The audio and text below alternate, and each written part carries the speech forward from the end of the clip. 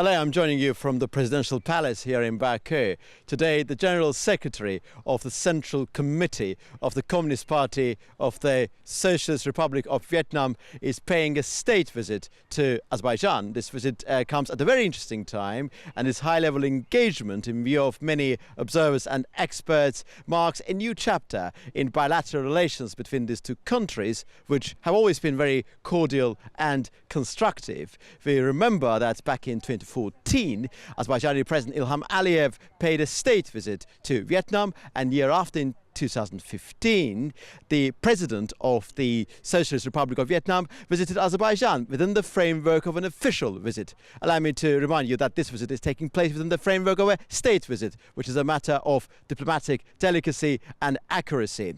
And of course, bilateral relations, as I mentioned earlier, have always been very cordial and constructive, and they actually stretch back well before Azerbaijan regained its independence back in 1991, going back as far as 1959, when the president of the then Democratic Republic of Vietnam visited Soviet Azerbaijan. Back to the current agenda. Of course, bilateral relations, their key components are going to be reflected upon today. According to Azerbaijani president's latest interview to the Vietnamese media, the trade turnover, overall trade volume between these two countries stands at $223 million, which is a considerable figure, not a very gargantuan figure, but not infinitesimal figure either. And it looks like that energy component is going to be very, very key. We remember that back in 2019, Vietnamese petrochemical and refinement company signed a deal with Azerbaijan's Soca, and energy element is going to be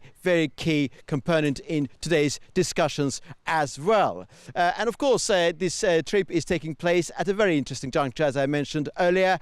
Azerbaijani President Ilham Aliyev has recently been to China, and this being described as a key component of Azerbaijan's geopolitical balancing act. Azerbaijan is playing an active role within the confines of global south. Azerbaijan perceives itself as a country which should lead, which should act as a middle power. And Vietnam also belongs to the same family of countries when we look at it from the perspective of global south.